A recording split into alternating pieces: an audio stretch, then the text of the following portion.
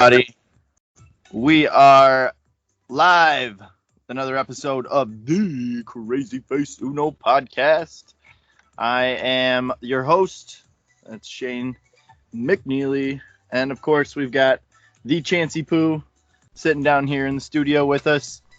And today's guest, very special guy. I love him to death.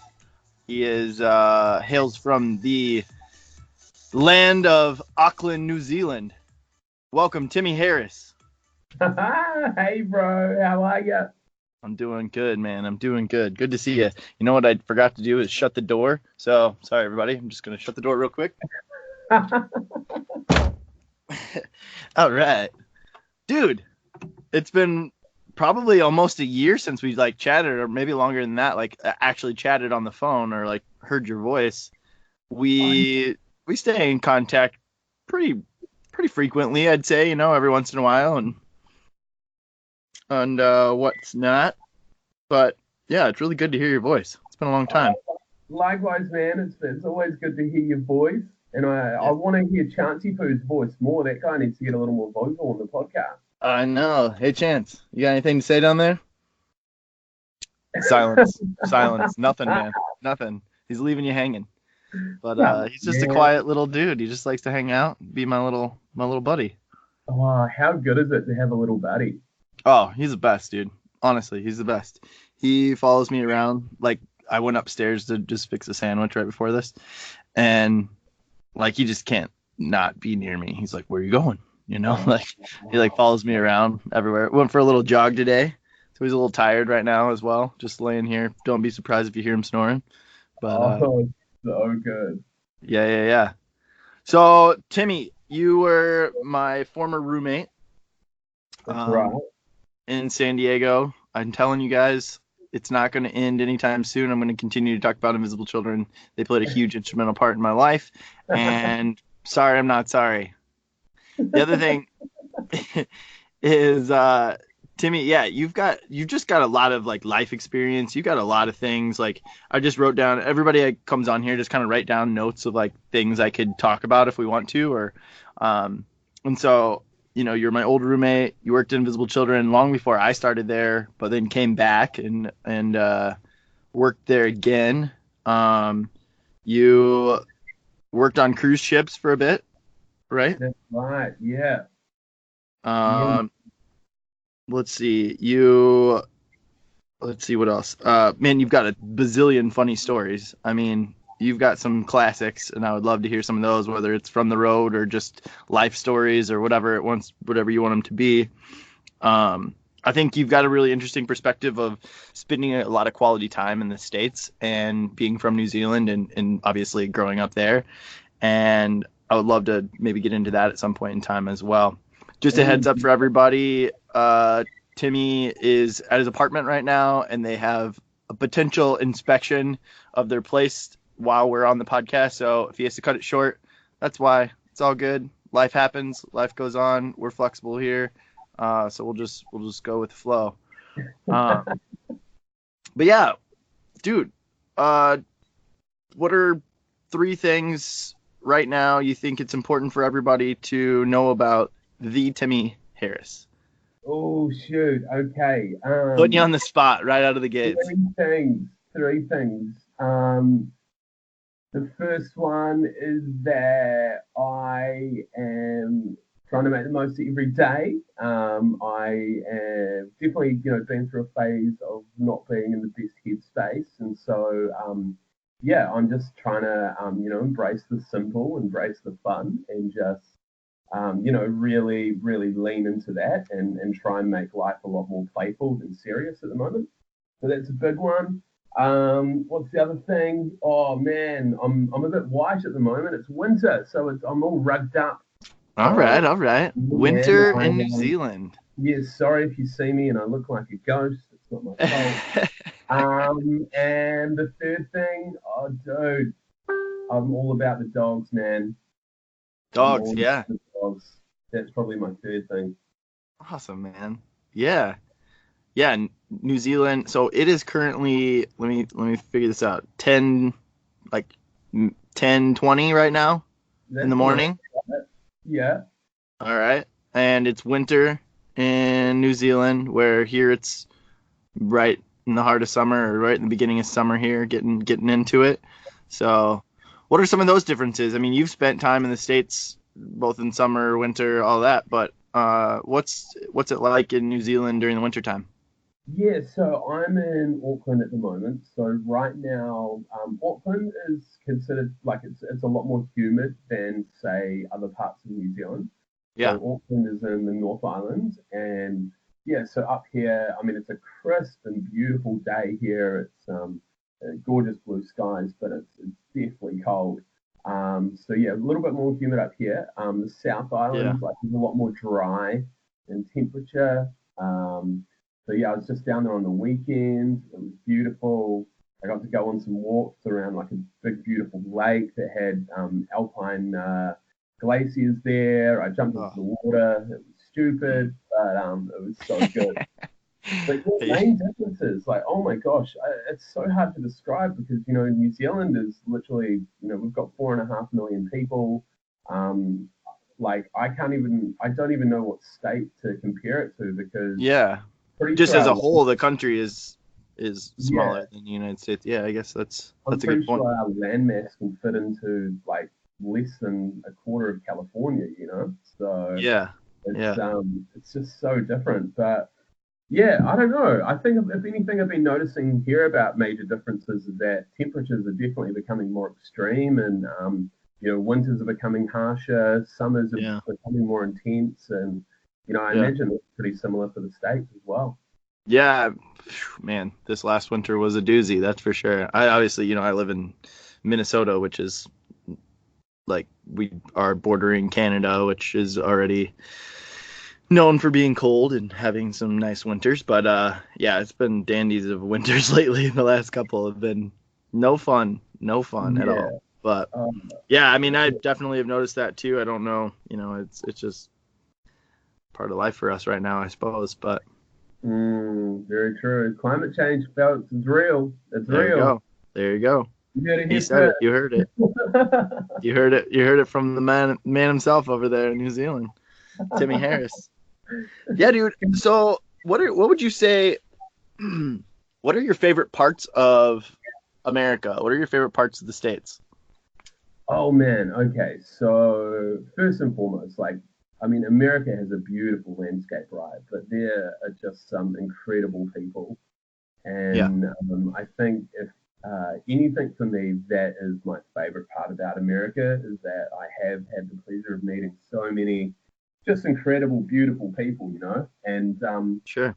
yeah, in terms of places, oh my gosh, I can never fault San Diego. I mean, that place is so special. Oh, so Um, special. yeah, I I don't know how mean, you could like hate San Diego. I don't know how anybody could go there and be like, meh, it's fine. It's totally. just one of the. It's just so perfect all the time. I mean, if you, I get the argument. People, people in the states, at least from the Midwest where I'm from, we have beautiful fall weather. Mm, The changing colors of the leaves, and it's just beautiful. It really is. It's gorgeous. But yeah, I miss it, especially when you see pictures when I lived in San Diego. But I don't know. Like you just kind of go with the flow. Like yeah, the seasons you don't have the seasons, but there's still a season there. Like winter and I don't know. There's just still different little parts to it, and it's just a beautiful place. yeah, 70 all the time, 70 and sunny. It gets warm, gets I mean, cool in the evenings, and kind of keeps things balanced. It's just perfect. exactly. California burritos, Oh, needn't say more. oh man, I Um, could really go for a. Speaking of this, so my neighbors are actually going to San Diego this weekend. I think they leave Sunday potentially. Is it Taco Ray's? oh, dude, Taco Rays for sure Was is that the definitely one place? of the I best. couldn't remember the name of the taco place. They were like, "What about good like tacos or Mexican?" And I was like, "Well, I couldn't think of it. I was trying to find it on the map and everything." It's a taco. That's what it was called though, right? Yeah, Taco Rays, Lucha Libre. Oh yeah. Shoot, where else? Oh my gosh. What was the burger place called? Yeah, it was like down from our office there. Oh, Um, dang. I don't. Um, Honestly, I'm not sure if they're still open. oh, Uh, you know what? He's open, and his new place is called the Balboa. That's right. Um, Okay. I knew there was something like along those lines because I had tried to look them up before on to tell somebody about the burger place and I couldn't remember where it was, so I like got on the map to try to find it and no bueno. that's right. It used to be in the tin can. Yeah. Yep. Oh, Yep. that Yep. place, I ate way too many burgers there, and I don't regret it. You know what image came to mind when I was thinking about like I'm not gonna use this. Don't freak out unless you give me permission, and then I totally will. Uh, but the picture of you in the Borat onesie, like one piece yellow like thong thing, you know? On Dude, our, I don't know why that one came to mind. I was like, oh, that was like such a good picture though, because it was like you had the backdrop, you're like in the middle of the street, hands are up, you're in this like thong like onesie thing that goes over your shoulders. It was so good. So yeah, man, good. like, that was a bold move. And what was that? That was on like a work scavenger hunt. Yeah. And yeah, I'm not sure how the human resources department felt about that. That's okay. Oh, Forgiveness before permission has always been my motto. yeah. Yeah. Yeah. Yeah. Of Yeah, course. Of good course. times. Hey, you know what? Hey, it's body love, man. You know, Yeah. all I thought beautiful. it was All awesome. are I think beautiful, man. I'm hey, I think it's awesome. I think that most people wish they had the like guts to do it to do that, you know? Just like just step out there. That's one thing you can guarantee that Timmy Harris is going to have, and that's some guts. He's got he's got some guts, man. He's a good dude. There's a lot of guts there, that's for sure. Ah, stop it. Stop it. Stop it. We everybody loves you, Timmy. You're good. Good, man. But yeah, let's get back going back to just differences or whatever things you like. So San Diego, the States, you like some of those different things. Yeah, man. You mentioned. Love the people. Yeah. Oh my gosh. Love the ability to do road trips. You know, there's so many great, amazing spots Yeah. to Are visit. is owning a car in New Zealand, is that common? Yeah, yeah, everyone Yeah. owns a Okay. car in New Zealand. That's actually our biggest problem right now is that New Zealanders hate the thought of public transport, especially Mm, public transport that's not reliable. And yeah. so, Which that's fair. I mean, yeah, which is definitely fair. So, yeah, New Zealanders, I mean, our government are trying to really push people to get into public transport and all that kind of thing. But unfortunately, the government needs to do a little bit of a better job in getting transport services more reliable before people like really use it on a wide scale. sure. So, Sure. but yeah, I mean, most New Zealanders, you know, especially those that have been kind of born and raised here, expect that you know, once they get older, they'll be able to have the house and a bit of land and you Hmm. know all that kind of stuff as well. So that's also becoming a very different reality because no one can afford houses, especially first time home buyers over here. Yeah. Um, so yeah, it's an interesting one. Mm, Yeah.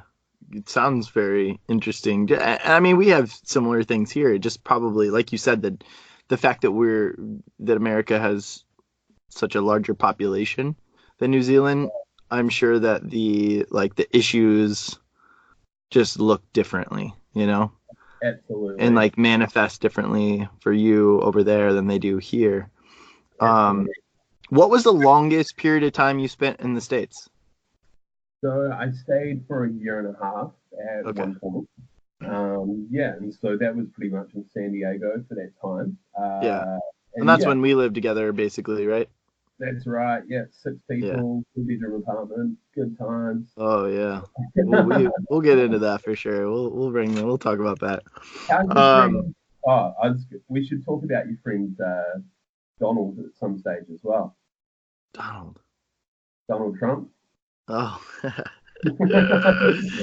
Oh man. I don't know if we got time for that.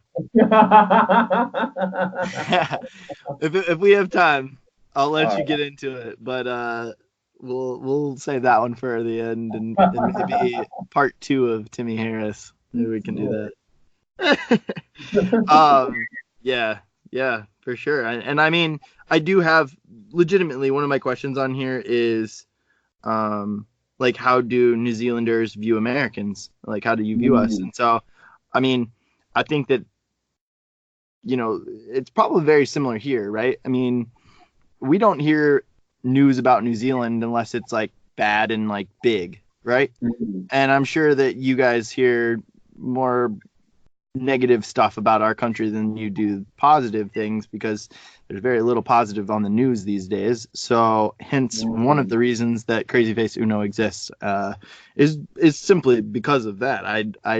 I'm so tired of the negativity, and one negative thing overpowers positive things. And so whether it's through the podcast and we're just talking to people, and you know I I try to bring in the aspect, like, a lot of people in my life, they have big hearts and they're like empathetic and they have apathy and they have, um,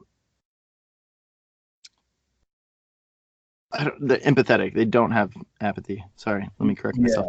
Yeah. But like they're, they have a story, and I wanted to learn about them. I want to know about them, and some of it's some of the things that I think is really cool, and in just being able to talk to you even is how small our world is, and so how much some of our differences are really the same, Mm. and how much that we all deal with different things, and life goes on, and we're all struggling, we're all doing things and trying to be successful, and we're all grinding out there, and it's a dog eat dog world sometimes, and that doesn't change. There are differences, there are subtle differences, sometimes there's big glaring differences, but no matter where we are in the world, we all have struggles, we all have joys, we all have, um, commonalities and just things that we have in common that bind us together. And I think that that's important to know those things, and both that bring us together and that are different. I don't think there's anything wrong in celebrating our differences, and that's a big thing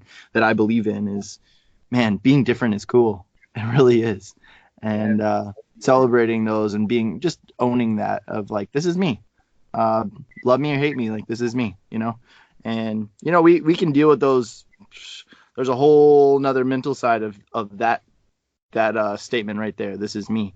But we don't, we'll see where this conversation goes and takes us. But I guess, I I think that it's really cool. Maybe you can speak to that. How do New Zealanders view Americans? Like, what are your friends? I'm sure they have a different perspective than you do, because you have spent a large chunk of time in the United States, and you've Mm. had a different experience than a lot of people, and most people, with your ability to travel throughout the United States and your just ability to kind of take in our culture. So Mm. what is that like for you? Oh man, such a big question. Okay, It so is. I guess like there's a couple of things. The big so wherever you go, there will always be a huge. So like, okay, wait, let me restart it. So you're right. People do view America negatively on the news. There is kind of like a lot of yeah, I guess like negative um, media out there around like what's happening. Mm-hmm. I guess what gives me faith is the fact that I know some beautiful Americans. In fact, Yeah, some of the people that I've met, yourself, like so many others, are literally some of the best people in the world who absolutely. genuinely care about others, who care about more than just their own interests, and really want to see, a fairness and equality for all, so to speak, over all areas of life. And so there is that. But what is where the struggle comes in is that there is such a difference on the other end of the scale when you have, even a situation where someone like Donald Trump has been elected as a leader, and Yeah, there's such an absurdity on the other side of things that, like, some of the stuff that we see in the news, it's not just negative, it's absurd. sure. And it's just like, it just makes you wonder. It's like, man, where is this divide happening in America? Like, Yeah, where and where is it headed? yeah, exactly. Where's it come from and where's it headed? There's this whole saying that, and I know this sounds really bad, but there's this saying that, like, America is the greatest nation in the world, right? And I really struggle with that statement, and the reason I struggle with that statement is because, you know, I see and I hear about the history of slavery in the states. Yeah, I see and hear, even fast forward to today, the school shootings, the whole Yeah. abortion thing that's going on. Like everything that's going on just seems to create a society that is more polarizing and creating more otherness than ever before. And that Yeah. is what's scary to me, is that, like, in 2019, that is actually the status quo, when we should have been so much further than that along in society, and we're not. And so, in order to really solve the issues and to continue to create a better society for all, like, we actually have to do the work with those big questions, like, are we Yeah. equal? Like, is privatization working for Mm. us? Um, Mm-hmm. like, when we continue to um, fail those who are struggling most in society when we don't actually look at the real questions. And it's not good. It's creating more and more of a gap than ever before between the rich and the poor. And it's creating a society that's becoming less and less equal. Yeah. I think you nailed it right on the head. I think a few things here. Here are a few of my thoughts. One, I'm sure you're familiar with the show The Newsroom. Oh, yeah, yeah. And that little clip where he's like, why are we the gal gets up and it's like, why are we the greatest nation why is America the greatest nation in the world? And he goes off and basically like, we're not. We're like, he gives the list of like, we're not at the top of any of these like categories. We're not. We used to be, and he mentions how we used to be. I think the one thing that America is, and maybe gets confused with being great, because it's also kind of, I think, a major piece to society in America, and that is we are maybe one of the most influential countries in the world. And Absolutely. I think that, you kind of speak to it a little bit, and just with, just the political spectrum nowadays and right now. And I think that, man, we have to be careful, and we want to be, I think that the political system, just as a whole right now, is the most divided it's ever been.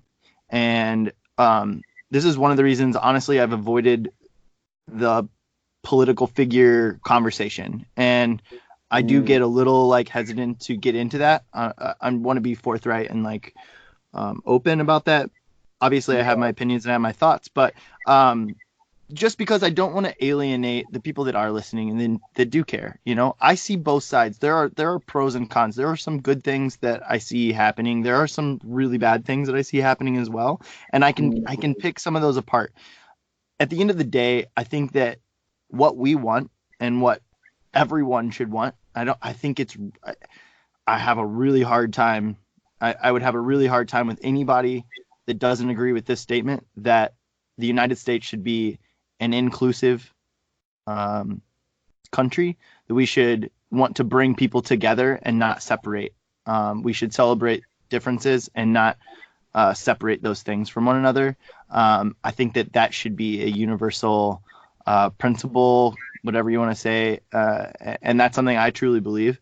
And I do see, our political world. It's both sides, right? Right now, Trump is our president, so he's got the face, he's got the voice, he's got everything he says is public and out there, and um, you really are brought to that extreme side of things sometimes.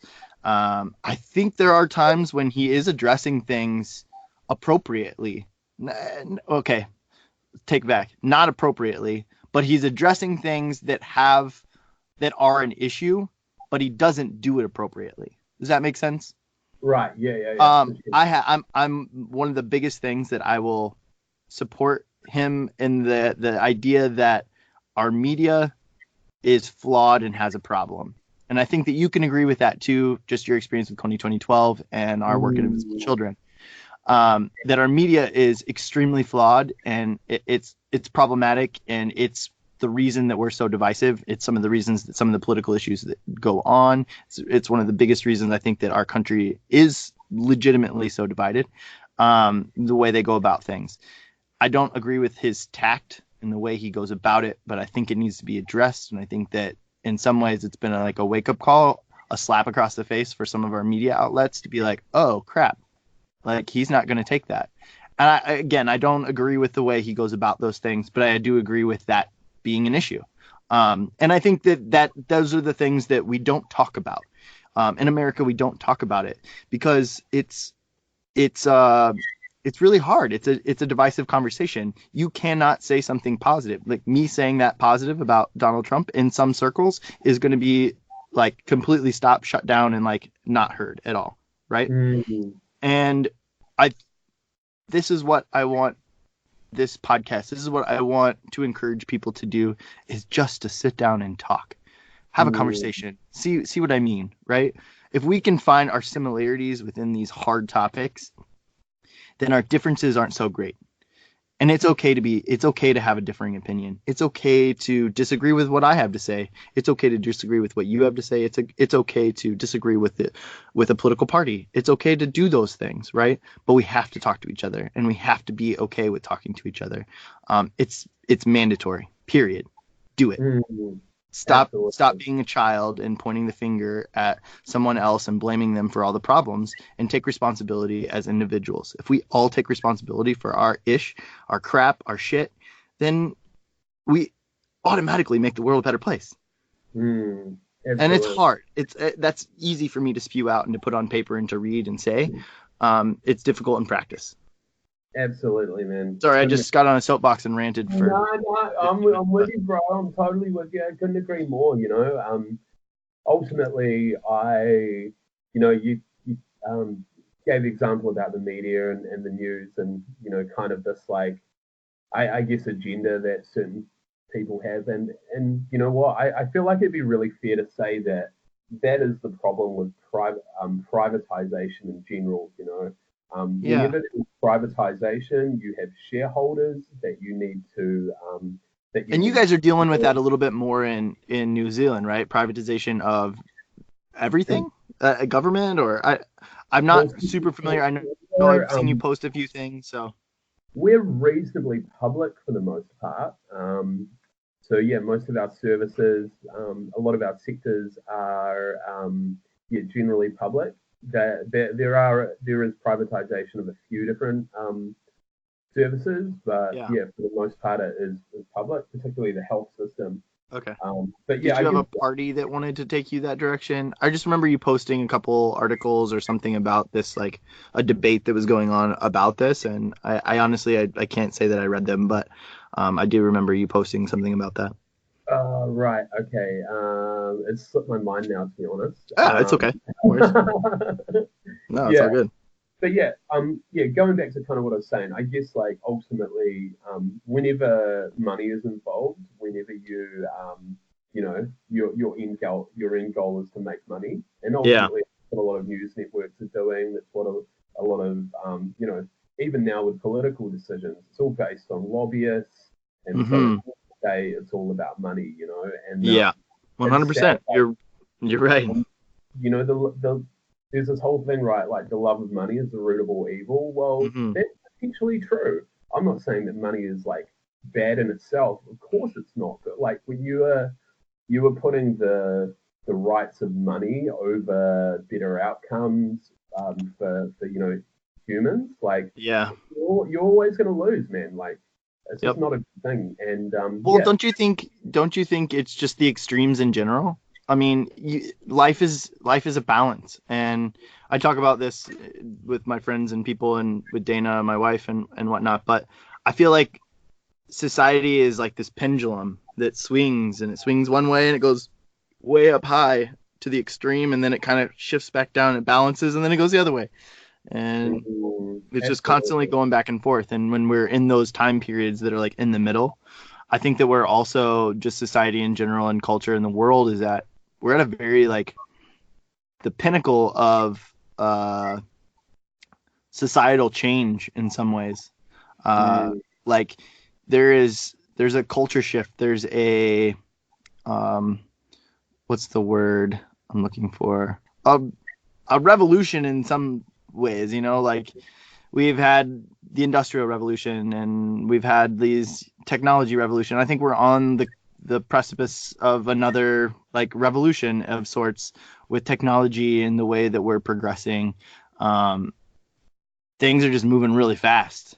and that can be scary. uh, Absolutely. but I don't know. I think I just say that because social media is like the wild, wild west right now.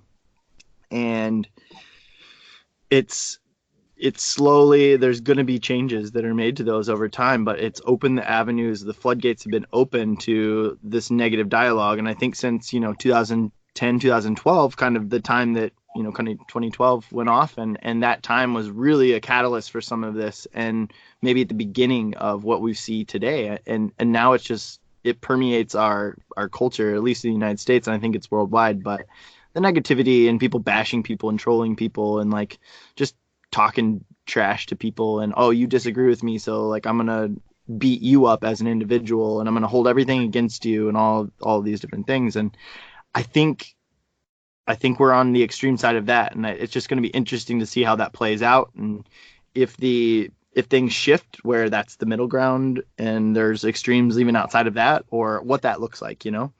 Mm, absolutely, bro. Yeah, couldn't agree more.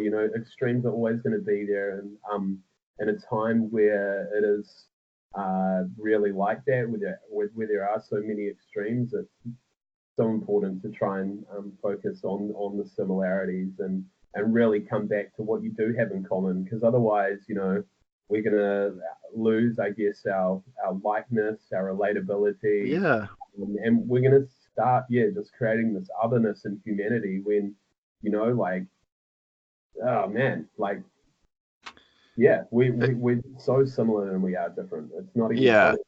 And our tribalism gets in the way of like letting people in. We want to, like, the way we understand the world is like through our own perspective and lens. And so as the world's getting smaller, we're like forced to face some of the differences. And I just don't know.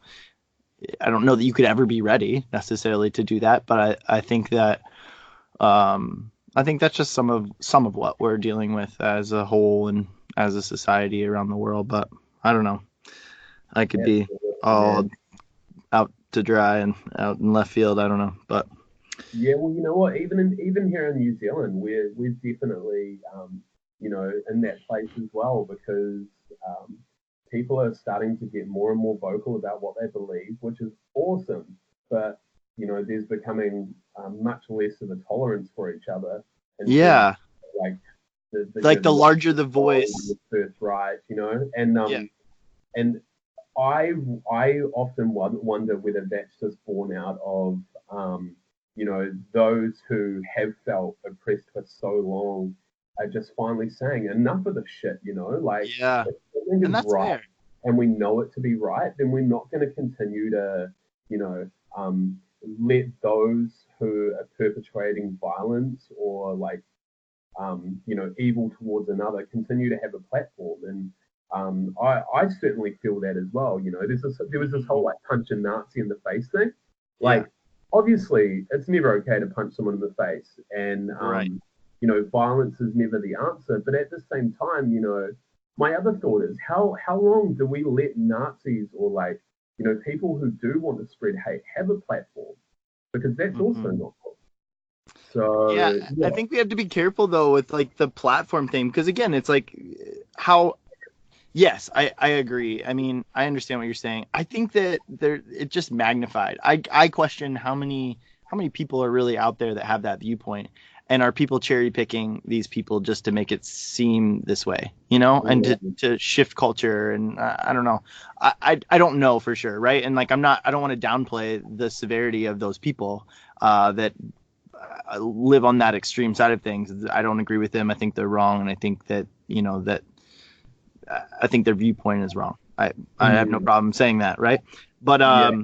I I also, like, until you put somebody on a platform with somebody that is knowledgeable about a topic, and you can have a discussion, and sometimes a healthy discussion is just giving people proof of, like, it doesn't have to be a yelling, screaming, arguing, like, hate filled thing, but you can just simply have a discussion or have a back and forth with someone, and just by telling the truth and putting the facts out there, sometimes you can discredit people, you know and it Mm, shows how wrong they are.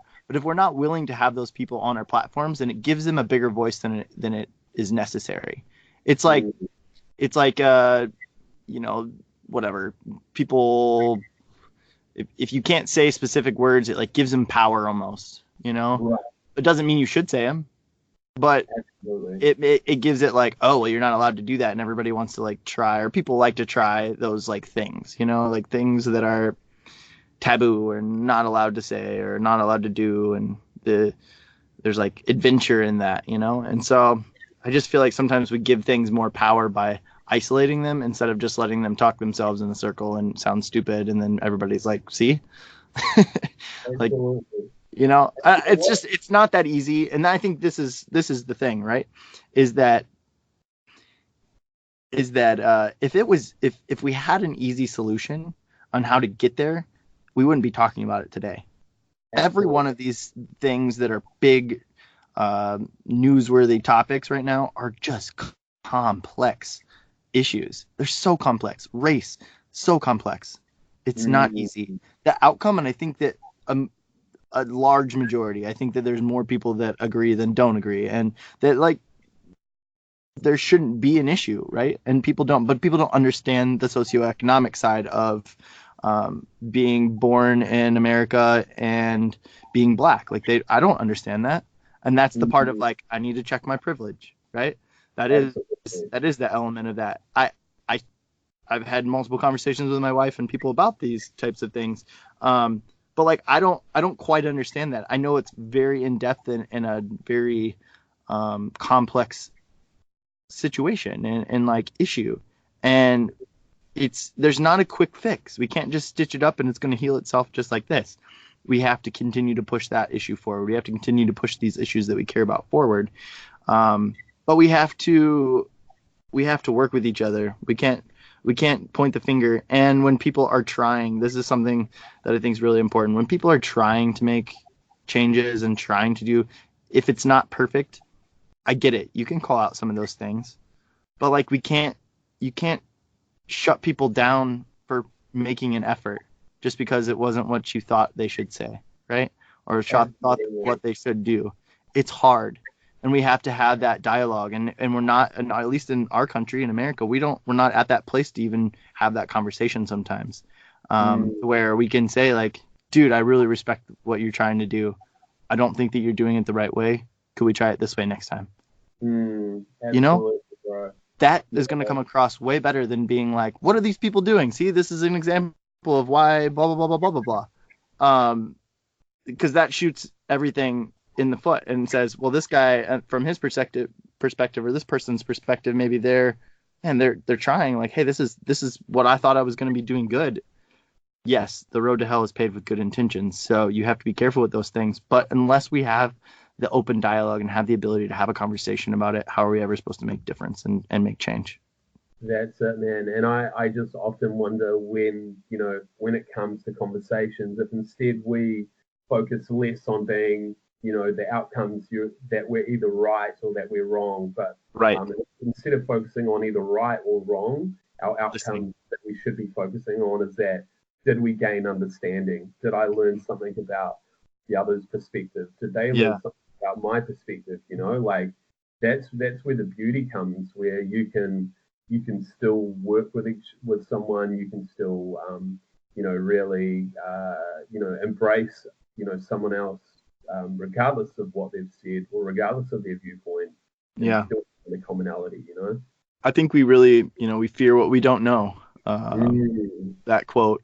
I think it's really true. We really fear what we don't know. And so, it kind of goes back. I don't know if you listened to the podcast with Todd Waddington, and just talking about growing up and coming out as being gay. And, we kind of brought that up and said, like, it's interesting how, people are so negative about it until they know someone personally, and the biggest example of that is like parents and their children or their son or daughter, LGBT community, plus like those people within that community, and you see them become their biggest advocates, and at times, not everybody does that, not every family's like that, but it's a common thing you see, I think, in that community, of just having people that do support you and kind of come out and at maybe one time had one viewpoint, but over time has realized like they were wrong, and because it's family, because it's siblings, because it's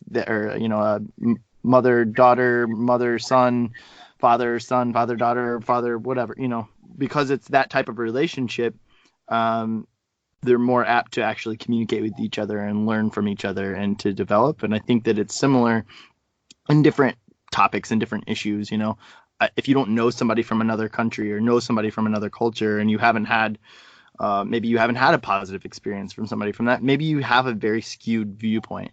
But the more we can get to know each other and learn from each other and just understand each other, I think the more, just the closer we can become, and the better we're like, oh, that's that, and like, oh, that's just part of their culture, or this is part of who they are, or whatever it is, I think it's important to just have that. I keep going back to it. This conversation keeps going in circles, but I think it's just really important to be able to have a discussion and to learn from each other. We need to accept that we are all so biased. Yeah. Every single one of our beliefs, every single one of our values that we have, like, that's all come through, unique experience, and we only are able to form the opinions through what we've seen and what we've done. But the Absolutely. fact, like, even for little something, you and I shared a room for a year and a half, when we lived in San Diego. Mm-hmm. Both of our views, we lived in the same room, we slept like 3 feet from each other, yet there were still times where we were probably in the same room, yet having such different experiences. Like, Absolutely.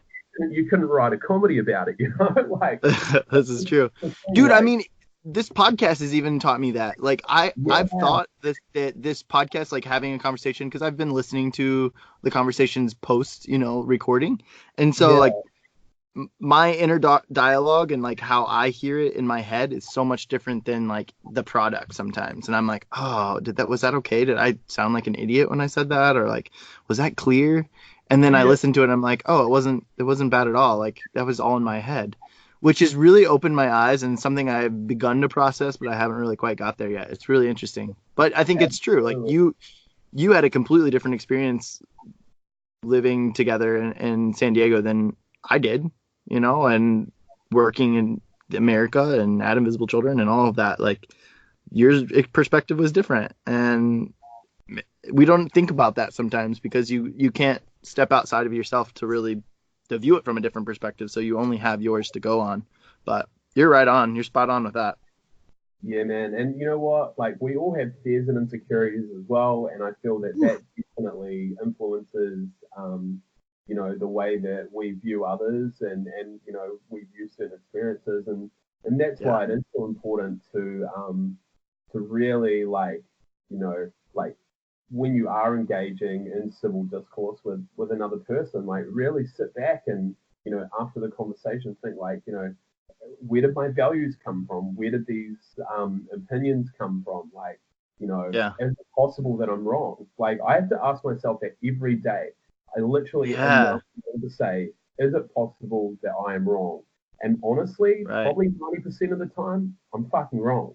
So, like, that's also taught me that, like, it's okay to be wrong. It's how you then handle yourself. It's how you respond to that. Yeah, it's how you respond to that, and like, it's all good to be wrong. But like, we all gotta start doing the work. Like, if we're to become a more understanding society and have, greater cohesive communities in general. Yeah, absolutely. Yeah. Man. Yeah, that was, man, I love you, Timmy. This is why we're friends, because you and I can sit down and have conversations like this, and I love it. I have no shortage of things to talk about and things going on in my head. So it's always nice to get it out, and the podcast has been a really fun way to do that. And I don't know, just listening to you and having this conversation with you just really makes me appreciate just you as a friend and you as a person. And Thank you, dude. Thank you for being my friend. Thank you for being a part of my life and playing a part in my life like you have and teaching me lessons along the way. And I know we've taught each other things, and um, I wouldn't be the person I am today if it wasn't for you. Likewise, man. I feel very much the same way. You Um, know. I want to get into Invisible Children a little bit. I Mm. had this thought after we kind of set this up that, we had integral part in, I think that most people that are listening to this have probably watched some of the videos or the video about that I kind of created for Alex and Alex Collins and the loss of his life. And, it's tragedies. Unfortunately, they can't be changed sometimes. You can't go back and change what has happened. Um, it's only how you can address things going forward. And we've been able to stay in touch and kind of bounce our feelings and thoughts off of each other and just check in on each other. And I think that that's really super important. Um, and the Invisible Children community is actually coming together this weekend to just do a little celebration of life in San Diego. And myself, like you, will not be attending.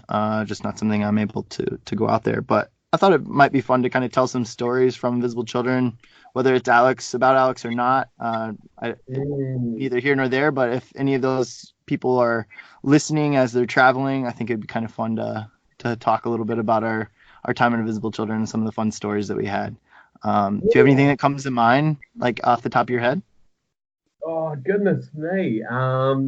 Man, you know what? Oh, wow, what was it? So long ago now. Yeah, like Is 6.5 anything, years ago, 7 years ago.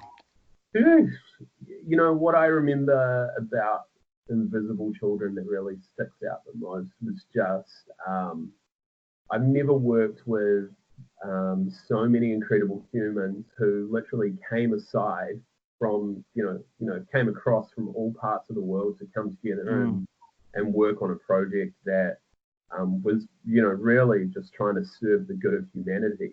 yeah, yeah, And it's crazy like those. There are a lot of sleepless nights. There are a lot of long days.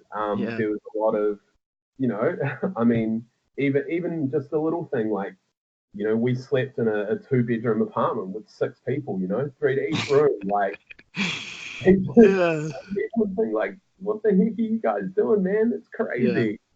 yeah.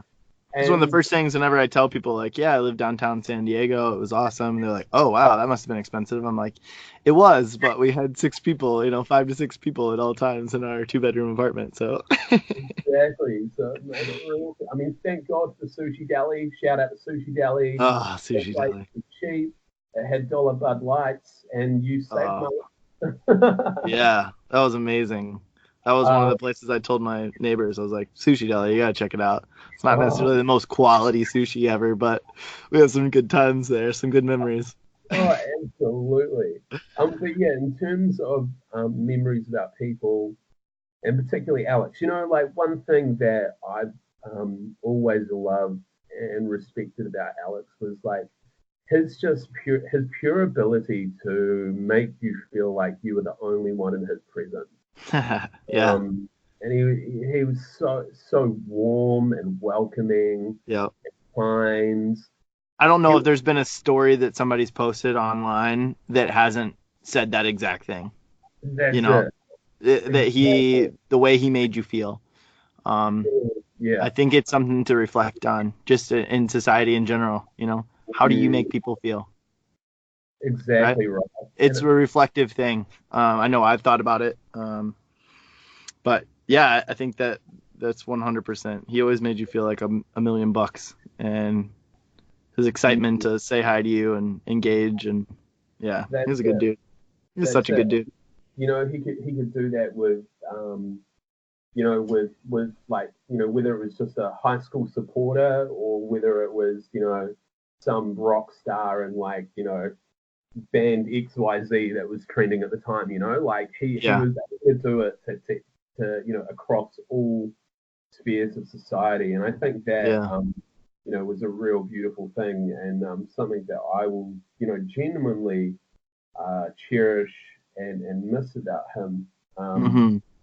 and yeah, I mean, Far out. Invisible Children. There's a lot of beautiful people. There was a lot of good times, and Yeah. one thing that What tours? Oh, go ahead. Sorry. no, you go ahead. What tours did you go on? Where did you travel? Man, so I first started in 2008. So I went on a tour of California, which was cool, in Hawaii, and then so that was my only tour, and then I did like 4 stints in the office. Yeah. So And what all did you work at in the office? so like 25 campaign, Yep. did obviously Tony 2012. Yeah. Uh, there's another little one in between there, the frontline tour. Yeah. Uh, Yeah. they Yeah. made Crazy. in a All of few those are fun. cages. Yeah. So was on a few different tours, and yeah, it was. Oh man, I don't even really know what to say. It feels like a lifetime ago that It all that does. And yet not at the same time, but it does feel like a lifetime ago. Um, happened. yeah, well, if you think of anything, bring it up. I've just been thinking about my teammates a lot lately, and I don't know how much you're able to stay in touch with your teammates, but it's hard. It's really Absolutely. hard. People that you've spent so much time with, and um, to have that ability to just like spend time with them or like just check in on them. You send them messages, and sometimes you get, and the same thing for me. Like if people send me a message, sometimes I get back to them right away, and sometimes I don't. But yeah, I did a couple tours, so I had that experience with two different people being on the road for 10 weeks at a time with a small group of human beings that you become very close and get to know each other, which is really fun, but also challenging and exciting and all of that. Yeah. Um, yeah, what do you have any, one memory that comes to mind is watching All Blacks, the rugby team, the New Zealand Oh rugby team with man, you. We went into the office like 1 or 2 o'clock in the morning and watched them play like in the finals and stuff. that Uh, was definitely a good moment. Oh yeah. Oh, that was the what was that? The Rugby World Cup final. Yeah, that was a yeah, good moment. Man, I'll yeah, tell you what. Some of the parties we had, like they were pretty awesome as well. yeah. We had so much But fun. like we definitely worked hard, and we also played hard as well. And Yep. yeah, some of Definitely those. one of our things we always said, work hard, play hard. And I still hold true to that. Like when it's time to get down to work, like get to work and then there'll be time for play. Exactly, bro. And you know what? That when you work hard, it makes the work that much sweeter, and it makes the Yeah, play sweeter as well. absolutely. Yeah. Yeah. Look, I tell you what, I haven't thought about Invisible Children a lot in the past few years. I have recently, and Yeah, in some of the ways, I I want to make sure that I am honoring the present by not living in the past. And sure. I think because personally for me that was an amazing time in my life, and was something that I will always value and cherish. But for a long, long time, I held on to that time of my life as, I guess, like that was so good and nothing will ever be better than that. And Mm, what I've been having to focus on a lot over these last like couple of years is really the value of um, embracing the present, because I can now make those new memories now and make those exciting times happen now and turn the mundane into the magic now versus always focusing on the past or looking too yeah, much into the future.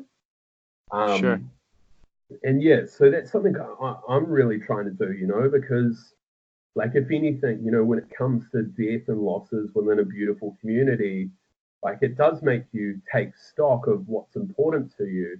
Yeah. And I know what's important to me are like the people around me, my housemates, my family, uh, Hmm. my work colleagues. Like those are the people are the ones that I can affect here and now, and it's important that I be intentional and really trying to make the magic happen at the moment as well. Sure. That makes Yeah. sense. It's interesting because from my point of view too, of in that same kind of in that same vein, I remember at the end of every tour, at the end of every little season, we always had these like, going away and like these little speeches and these epic like talks at Invisible Children. And when Invisible Children was really transitioning, and it's been brought up multiple times, but people always said like, when you leave here, it's gonna be hard, Mm, like, and I always looked at that and I was just like, man, I'll make it work, I'll figure it out. How wrong was I though? And I definitely am guilty of kind of what you said. Like, not that I live in the past, but um, I think I don't cognitively think about it sometimes in the way like that, but I do. I think it comes out subconsciously of always looking for the same experience or the same camaraderie, the same passion, the same drive, the same motivations as I had when I worked for Invisible Children. right. And it's hard. It creates this, like, you're looking for a very niche group and people and thing, and you're never going to find that. It's just, you can't mimic that. You can have your own culture and your own type of thing. And I think that can be unhealthy. Like, I think that's maybe one of the things you're kind of speaking to. And I have had to like check myself for that, and like, this is different. This experience is different. It's not the same, and it doesn't need to be, and it shouldn't be. You need to embrace the present, and what role do you play in, and how the culture of wherever I'm is at this point in time. And that's easier said than done as well. Mm, absolutely, dude. It's so hard, especially when you have had such a great experience Yeah. in the Yeah. past. And yeah, it's so important to just like, you know, like I've definitely had, my own like, mental health struggles, particularly with depression and anxiety. Yeah. And part of that is this kind of, you know, thinking that nothing will get better, that there's, kind of not a lot to look forward to. But, Yeah. that those are also lies. There's a lot to look forward to. Right. There's a lot of good things to come, but That's like your the inner monologue, that inner thought that yeah, you're that's kind of what I was talking about with like the podcast, where I thought things where in my head, I'm like, I don't know what to say next, or I don't know what direction we're going. And like, there's an anxiety on my end of things, but nobody else sees that. And when I rewatch it or re-listen, I'm like, oh, nobody else is hearing what's going on in my head. It's just me. You're freaking out, but nobody else knows you are. And I think that it's similar to what you're speaking to, like those negativity, man. I've dealt with those too, and not to, I've dealt with depression, anxiety, and all of that as well. And I think that some of that is directly related to not dealing with some of the things that I needed to from my experience at Invisible Children, mm, at times. So I think it's a catch-22, a little bit of a balance, like you're saying, like not forgetting about it, but addressing it and just being knowledgeable, and knowing when you're being unrealistic with your expectations, and also like how to combat that and just face that head on, and to change the perspective that you have, and start something I've really been working on is my inner monologue, just the thoughts that I have. And again, some of that's through Crazy Face Uno that's really forced me to think positively, and like start to be like, I can't go down that road. That's not healthy. That's not okay. And you're not going to go there. Um, absolutely. And there's been a lot of, so I've been studying counseling this year. And so part of that, we've been researching a lot on, mm, one of my classes is, Psychology 101. And so it talks a lot about positive psychology. And yeah. I know positive psychology gets a lot of shit from a lot of people. Okay. A lot of people are like, oh man, yeah, of course, like, you know, if you stay positive, like you're just blocking everything out, you're being unrealistic. Well, that's actually not true. When you focus on being positive in any situation, all you're doing is opening yourself up to possibility. Versus when you're being negative, you're closing yourself over to possibilities. And so, Yeah. Do you think it's like like it's kind of twofold, right? Like you can be positive, but it doesn't mean you ignore the negative that you're thinking about, but you take that negative, you accept it, and then you go, but I'm not going to think that way, and you change oh, gears. right? Instead of Absolutely. just being like, I'm not going to address it, I'm not going to think about it, I'm going to wipe it out of my brain, and it's gone, and I'm only going to be this positive person, right? But you say Mm, like, I think it's addressing it and saying, oh, this is a legit feeling. I'm feeling this way. I hear it. Okay. Is it true? No. Okay, then I'm going to take this and go this direction. Is it true? Yes. Okay. How can I make it different? How can I change that? You know? absolutely. And I think that it's important to delve into that. Hey, Bethany Bilesma, if you're listening right now, uh, you know, tell us if we're right or wrong. Tell us what your perspective is. Uh, you gotta come on here and get us lined out here. Bethany is somebody we work with at Invisible Children. She's an amazing lady. Shout out to Bethany.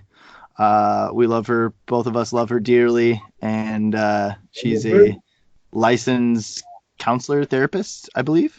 Yeah, she's a She's got some therapist. really cool stuff going on. Maybe someday we can have her on if she is willing and able. But yeah, definitely, I agree with you, Timmy. Like, mental health, and I think I mentioned that to you before we got on here. Of like, dude, we can just talk, and I think people need to hear our perspectives on mental health because it affects you differently than it affects me, and people see the way it affects me differently than they see it the way that it affects you. And I think that there's not a right or wrong or that yours is worse or better or whatever. It's just that that's our experience. And I think that everybody Mm, has a different experience with the mental health world and the mental health, like their experiences. And I think it's important to not be silent about those things, but to just own them. This is me. This is who we are. absolutely. Hey, and you know what? We're multi-dimensional human beings. Absolutely.